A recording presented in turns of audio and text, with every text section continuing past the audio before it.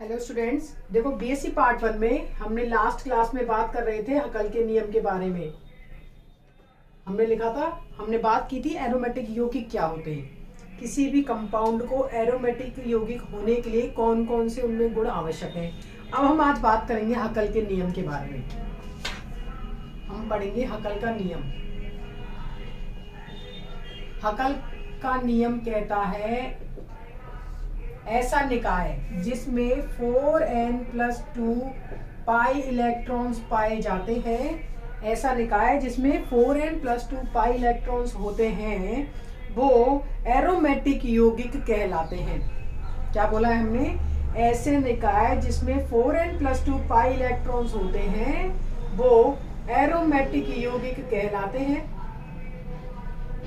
और ऐसे यौगिक या ऐसे निकाय जिनमें 4n पाई इलेक्ट्रॉन्स होते हैं वो नॉन एरोमेटिक यौगिक कहलाते हैं। नॉन एरोमेटिक या एंटी एरोमेटिक यौगिक कहलाते हैं। ठीक है, अब बात करें 4n+2 पाई इलेक्ट्रॉन्स की, तो ऐसे निकाय जिसमें 2 pi electron, 6 pi electrons, 8 pi electrons इत्यादि पाए जाते हैं। क्या बोला है? यहाँ पे n बराबर क्या है? 0। यहाँ n बराबर क्या है? 1। n बराबर क्या है? सॉरी 8 नहीं 10। n बराबर 2 एसेट्रा की वैल्यू पाई इलेक्ट्रॉन्स पाए जाते हैं वो कंपाउंड्स क्या कहलाते हैं? एरोमेटिक यौगिक कहलाते हैं। क्या कहलाते हैं? एरोमेटिक यौगिक कहलाते हैं, जिनमें 2 pi electron, 6 pi electron, 10 pi electron इत्यादि पाए जाते हैं। वो हकल के नियम का पालन करते हैं। हकल के नियम के अकॉर्डिंग सभी जो साइक्लिक स्ट्रक्चर, सभी नहीं, जो साइक्लिक स्ट्रक्चर होती है उनमें पाई इलेक्ट्रॉन्स एकांतरित क्रम में हो और निकाय पूर्णतया बंद हो, वो सब क्या होते हैं? हकल के नियम के अंतर्गत आते हैं। अब हकल के नियम की बात करें तो उसमें कितने इलेक्ट्रॉन्स की हम बात कर रहे हैं? उसमें 4n+2 पाई इलेक्ट्रॉन्स होने चाहिए, वो तो एरोमेटिक यौगिक कहलाते हैं। और जिनमें 4n पाई इलेक्ट्रॉन्स पाए जाते हैं उनको नॉन एरोमेटिक या एंटी एरोमेटिक यौगिक कहा जाता है या निकाय कहा जाता है। अब अगर बात करें एनुलिन की, एक इसमें वर्ड है एनुलिन। हकल का नियम ही पढ़ रहे हैं हम, सारे एरोमेटिक कंपाउंड्स हकल के नियम के अनुसार ही पढ़ते हैं। बात कर रहे हैं एनुलिन की, तो एनुलिन ऐसा निकाय है जिसमें CH सम संख्या में उपस्थित हो, जिसमें CH सम संख्या में उपस्थित हो वो एनुलिन कहलाते हैं। जैसे बात करें इसकी, कितने CH है इसमें? 4। अगर बात करें इसकी, कितने CH है? 1 2 3 4 5 और 6, 6।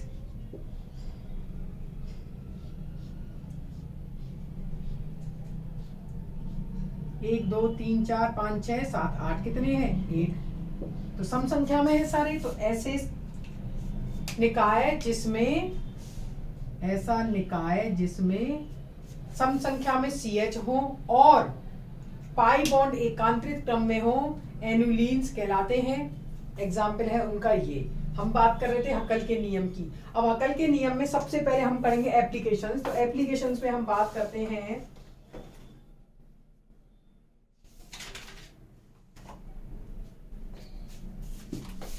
सबसे पहले बात करेंगे 2 पाई इलेक्ट्रॉन सिस्टम की।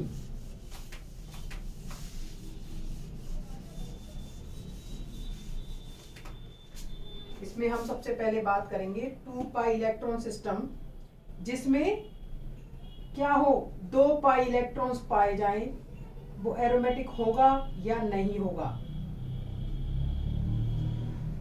सबसे पहला है, हम पढ़ रहे हैं हकल के नियम के अनुप्रयोग, हकल्स रूल एप्लीकेशन, या जिसको हिंदी में बोलते हैं अनुप्रयोग। ठीक है, तो इसमें सबसे पहले हम पढ़ेंगे 2 pi electron system. 2 pi electrons के लिए एन की वैल्यू कितनी है, देखो 2 पाई इलेक्ट्रॉन लाने हैं हमें, तो 4n प्लस 2 पाई इलेक्ट्रॉन्स होने चाहिए। अब हमें 2 पाई इलेक्ट्रॉन्स लाने हैं ये, तो n को अगर 0 रखेंगे तो ये 4 0 जाएगा, तो कितने आ जाएंगे 2 पाई इलेक्ट्रॉन्स। इसका मतलब यहाँ n बराबर क्या है 0, n बराबर 0 है तो कितना आ गया 2 पाई इलेक्ट्रॉन्स। क्या आ गया 2 पाई इलेक्ट्रॉन्स। ठीक है, हम बात करें 2 पाई इलेक्ट्रॉन सिस्टम की, ये रहा, ये 2 पाई इलेक्ट्रॉन सिस्टम, इसको बोलते हैं 2 पाई इलेक्ट्रॉन सिस्टम।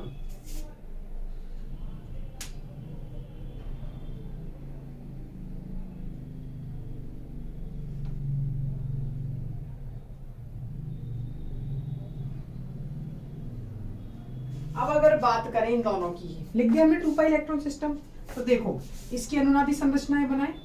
यहाँ कितना है, ये 2 पाई इलेक्ट्रॉन सिस्टम है क्या, ये है 4 पाई इलेक्ट्रॉन सिस्टम। सबसे पहले ये पहचानना था तुमको कि क्यों है। देखो 2 इलेक्ट्रॉन्स तो ये रहे, एक और एक 2, और 2 इलेक्ट्रॉन्स इस डबल बॉन्ड सॉरी इस माइनस चार्ज की, माइनस चार्ज का पता है जब उस पर एक्स्ट्रा एक इलेक्ट्रॉन होता है, एक इलेक्ट्रॉन खुद का एक इलेक्ट्रॉन एक्स्ट्रा, तो कितने होगा 2 इलेक्ट्रॉन। तो ये कौन सा है 4 पाई इलेक्ट्रॉन सिस्टम है जो कि एरोमेटिक नहीं होता। ये कौन सा होता है एंटी एरोमेटिक। ध्यान रखना माइनस लगाने पर ये कभी भी 2 पाई इलेक्ट्रॉन सिस्टम नहीं बन रहा है, ये 4 पाई इलेक्ट्रॉन सिस्टम बन रहा है। 2 और 2 4, और 4 पाई इलेक्ट्रॉन सिस्टम कभी भी हकल नियम में आएगा ही नहीं। कैसे आएगा, 4 कभी आ सकता है कि ये कभी नहीं आ सकता। n बराबर 0 रखने पे 2 आ रहा है, n बराबर 1 रखने पर ये 6 आ रहा है, तो मिनिमम 2 या 6 है, तो ये तो है ही नहीं। अगर इसकी हम अनुनादी संरचनाओं की बात करें, ये बॉन्ड टूटेगा, ये टूटा, यहाँ आ गया एक प्लस। दूसरा इसकी अनुनादी संरचना क्या बनेगी,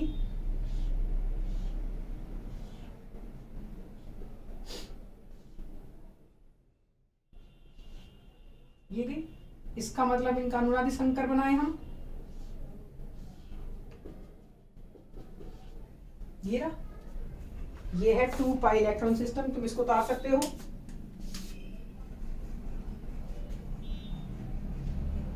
ये सभी ये क्या है एरोमेटिक यौगिक हैं, और ये क्या है एंटी एरोमेटिक यौगिक या अति एरोमेटिक यौगिक।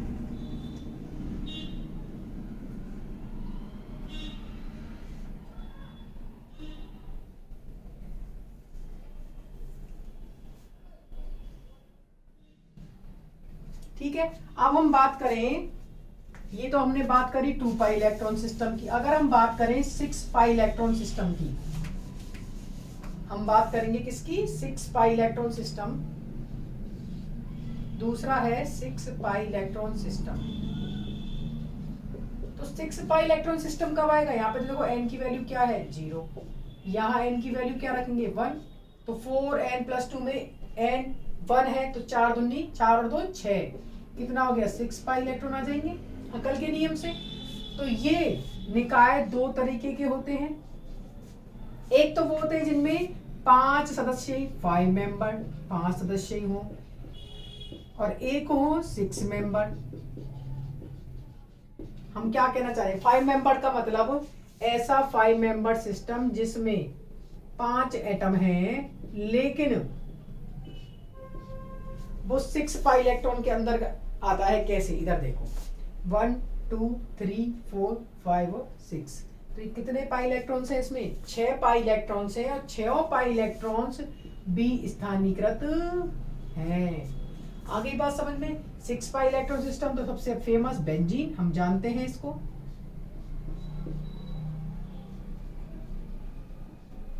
इसको बोलते हैं 6 पाई इलेक्ट्रॉन सिस्टम। इसका मतलब जो 6 पाई इलेक्ट्रॉन सिस्टम है उसमें 2 तरीके के मेंबर होते हैं, 5 मेंबर और 6 मेंबर। 5 मेंबर में एग्जांपल ये ले लिया, ऐसा निकाय जिसमें 5 सदस्य वलय हो लेकिन कितने इलेक्ट्रॉन्स हो 6 पाई इलेक्ट्रॉन्स हो। ऐसा वलय जिसमें 6 कितनी मेंबर हो 6 सदस्य हो, और जिनमें 6 पाई इलेक्ट्रॉन्स बी स्थानीकृत होते हैं। ये तो हमने बात करी 6 पाई इलेक्ट्रॉन सिस्टम की। एग्जाम्पल लिखाएंगे इसमें हम,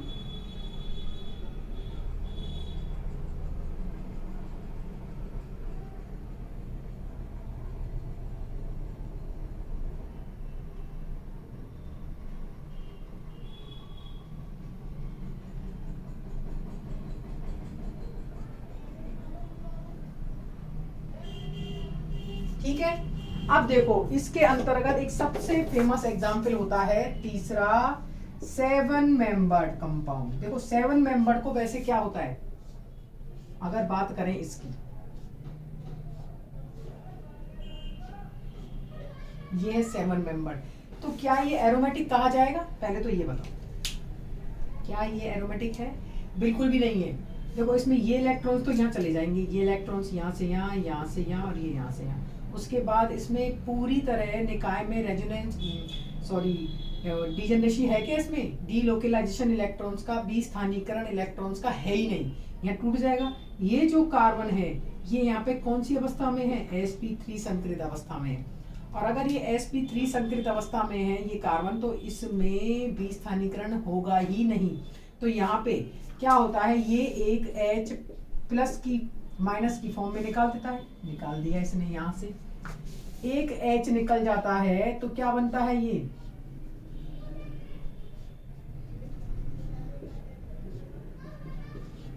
ये बनता है ट्रोपोलियम आयन। इंपॉर्टेंट है, ये एग्जाम में आता है। क्या बनता है? ये ट्रोपोलियम आयन। अब देखो इसमें ये बन गया ट्रोपोलियम आयन। तो क्या ट्रोपोलियम आयन एरोमेटिक गुण रखता है या नहीं रखता है? तो ट्रोपोलियम आयन एरोमेटिक गुण रखता है। क्यों रखता है? क्योंकि इसमें कोई भी कार्बन sp3 संकरित अवस्था में नहीं है, सभी कार्बन sp2 संकरित अवस्था में होते हैं। आ गई बात समझ में?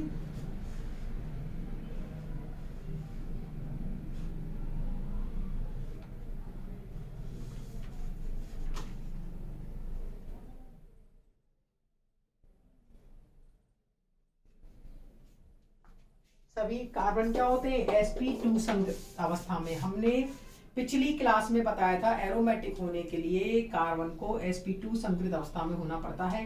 ट्रोपोलियम आयन में सभी कार्बन क्या है? sp2 संकरित अवस्था में है, इसीलिए ये तो होता नहीं है एरोमेटिक। 7 मेंबर है, लेकिन इसमें 6 पाई इलेक्ट्रॉन्स होने के बाद भी एरोमेटिक नहीं होता। क्यों नहीं होता? क्योंकि इसमें ये कार्बन क्या है? sp3 संकरित। लेकिन अगर यहाँ से एक H निकाल देते हैं तो ये प्लस आ जाता है, जो कि क्या बना देता है? इस कार्बन को sp2 संकरित बता देता है, जिससे ये ट्रोपोलियम आयन, बनने वाला ट्रोपोलियम आयन, देखो इसको ऐसे भी दिखाया गया है, एरोमेटिक होता है। बनने वाला ट्रोपोलियम आयन एरोमेटिक होता है। ठीक है। अब देखो एक बात करें 6 पाई में इलेक्ट्रॉन सिस्टम की एग्जांपल्स की। तो देखो एग्जांपल नंबर 1, ये होता है पिरोल। देख लो इसमें 6 पाई इलेक्ट्रॉन्स है, 2 4 और 2 6। इसको बोलते हैं फ्यूरेन। ठीक है।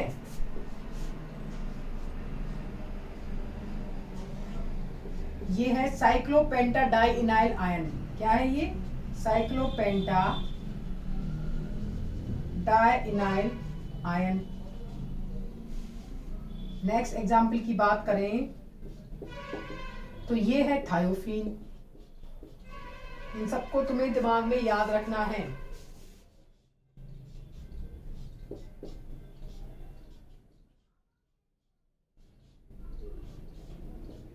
इसको बोलते हैं फेरोसीन। तुमसे पूछा जाता है एग्जाम में कि इनमें से कौन सा 6 पाई इलेक्ट्रॉन सिस्टम है, कौन सा 2 पाई और कौन सा 10 पाई। तो तुम ध्यान रखना ये सब किसके अंतर्गत आते हैं? 6 पाई इलेक्ट्रॉन्स के अंतर्गत आते हैं। और 6 मेंबर में हम बात करें, बेंजीन हम बात कर चुके हैं। दूसरा आता है इसमें पिरीडीन। ये लो, ये है पिरीडीन। इसमें कितने इलेक्ट्रॉन्स हैं? 6 पाई इलेक्ट्रॉन्स विस्थानीकृत होते हैं। हम बात करें अगर 7 मेंबर्ड की, तो एक तो ट्रोपोलियम आयन, एक होते हैं ट्रोपोन। क्या होते हैं? ट्रोपोन। फॉर एग्जाम्पल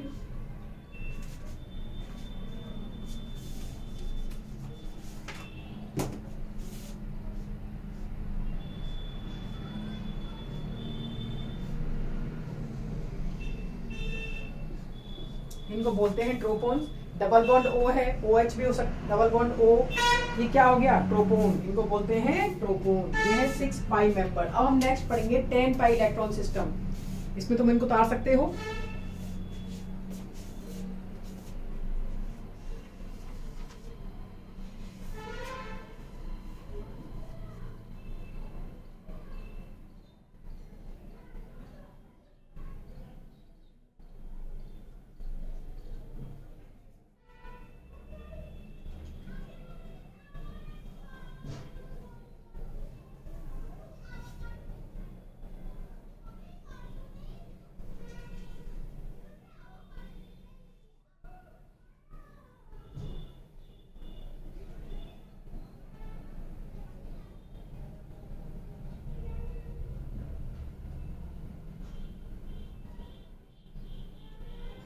ठीक है, अब हम बात करेंगे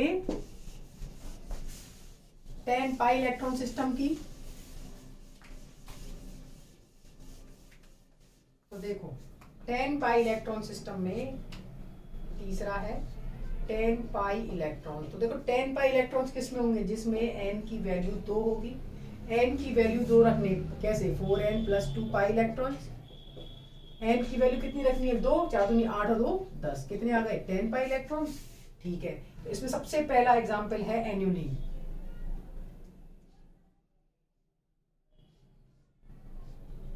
टेन एन्युलिन, इसको बोलते हैं 10 एन्युलिन।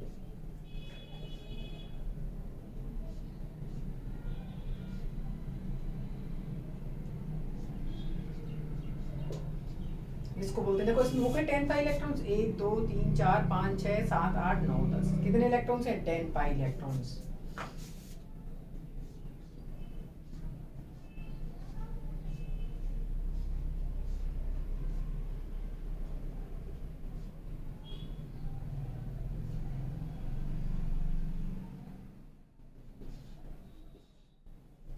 इसको बोलते हैं cyclooctadienyl ion. 10 pi electron से देख लो, 2 2 4 2 6 और 2 10, 6 8 और 2 10, क्योंकि माइनस का मतलब 2 इलेक्ट्रॉन्स होता है। Cyclooctadienyl ion.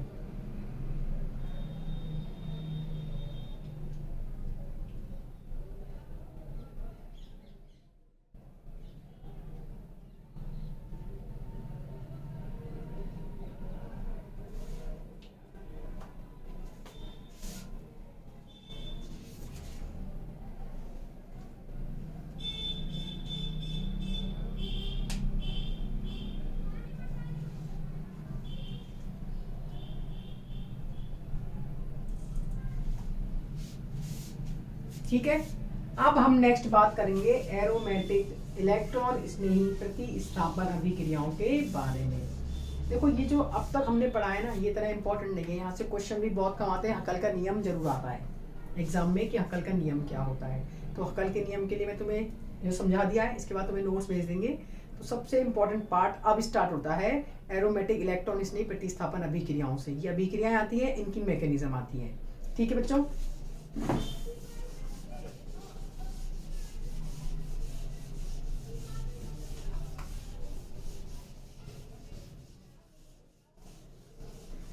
सबसे पहले हम बात करेंगे एरोमेटिक इलेक्ट्रॉन स्नेही प्रतिस्थापन अभिक्रियाओं के बारे में।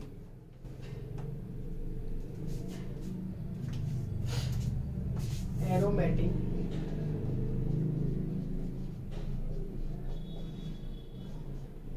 इलेक्ट्रॉन स्नेही, क्योंकि हम जानते हैं बेंजीन इलेक्ट्रॉन स्नेही प्रतिस्थापन अभिक्रियाएं देता है।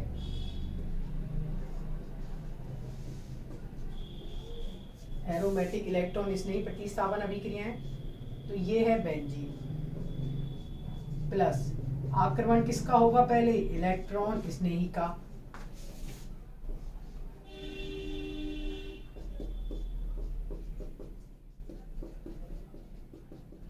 तो सबसे पहले जो आक्रमण करता है अभिक्रिया उसी के दम पे होती है।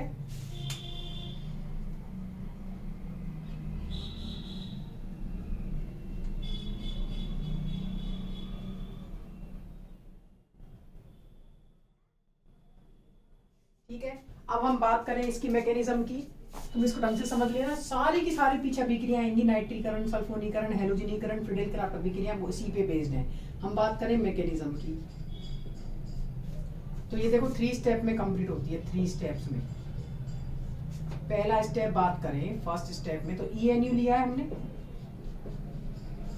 ENU का मतलब है इलेक्ट्रॉन स्नेही और नाभिक स्नेही। कैसे, जैसे H2O होता है तो HOH ऐसे तो लिखते हैं उसको, तो ये तो होता है H+ और ये होता है OH-।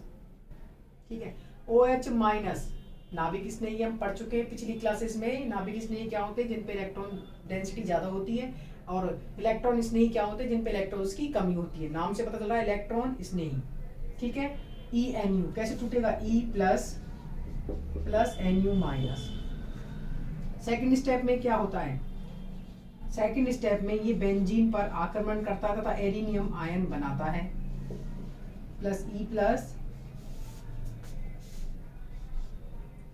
अब देखो ई प्लस किस पे आक्रमण करेगा, माइनस पे जहां इसको इलेक्ट्रॉन्स मिलेंगे, तो ये बॉन्ड टूटता है, एक तरफ प्लस आता है एक तरफ माइनस आता है, माइनस पे कौन जुड़ता है, ये इलेक्ट्रॉन इसमें ही जुड़ गया और यहाँ पे क्या आ गया प्लस, बाकी एच इट इज, इसको बोलते हैं एरिनियम आयन।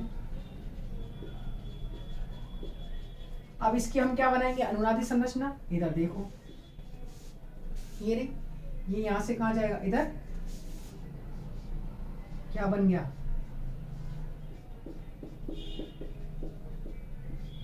नेक्स्ट ये अनुनादी संरचनाएं तुमको बनानी आनी चाहिए।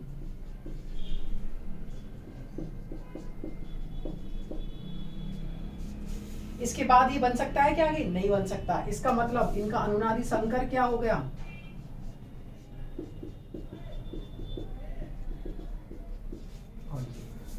आगे बात समझ में। अब थर्ड स्टेप में क्या होता है, थर्ड स्टेप में ये आर्सेनियम आयन से हम लास्ट वाला ले लेते हैं इसको, H और E, ये H अपने इलेक्ट्रॉन यहां दे के जाता है, प्लस Nu माइनस, क्या करेगा, ये Nu से जुड़ जाएगा और हमें क्या प्राप्त हो जाएगा, उत्पाद प्राप्त हो जाता है।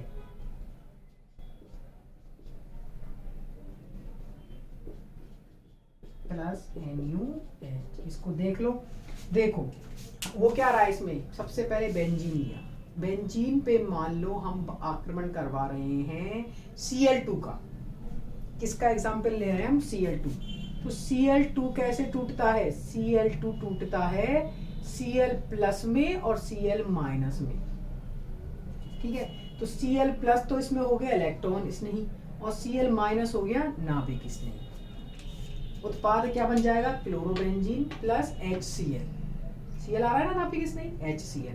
अब अगर बात करें मैकेनिज्म की या क्रिया विधि की, तो तीन पदों में संपन्न हो रही है। Cl2 कैसे टूट रहा है, Cl2 लिया है, ENU मतलब इलेक्ट्रॉन स्नेही और नाभिक स्नेही, Cl plus Cl minus, Cl minus नाभिक स्नेही है और Cl प्लस इलेक्ट्रॉन स्नेही है, ये बेंजीन पे आक्रमण करेगा।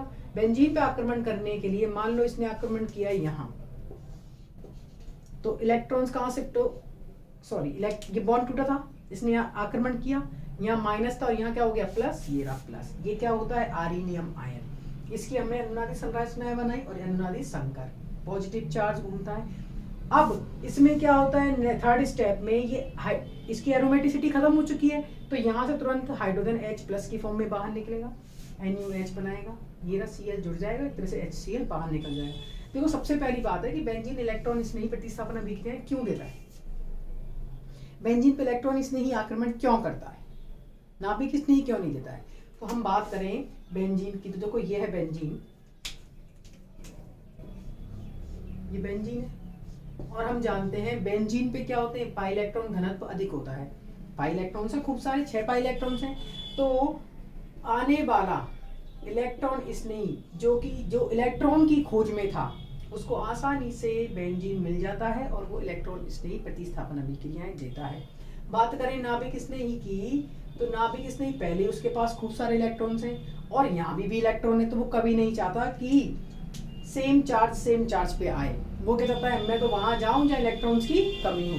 इसका मतलब समझ में आ गया कि बेंजीन हमेशा इलेक्ट्रॉन स्नेही प्रतिस्थापन अभिक्रियाएं ही देता है, ये हमने इसका बेस पढ़ लिया। अब आगे हम पढ़ेंगे एरोमेटिक इलेक्ट्रॉन स्नेही प्रतिस्थापन अभिक्रियाओं में नाइट्रीकरण, सल्फोनीकरण, हैलोजनीकरण, वहां से डायरेक्ट क्वेश्चन आता है, तुम इसके थ्रू अपने नोट तैयार कर लो। अब हम नेक्स्ट क्लासेस में पढ़ेंगे नाइट्रीकरण और सल्फोनीकरण और हैलोजनीकरण और फ्रीडेल क्राफ्ट अभिक्रियाएं।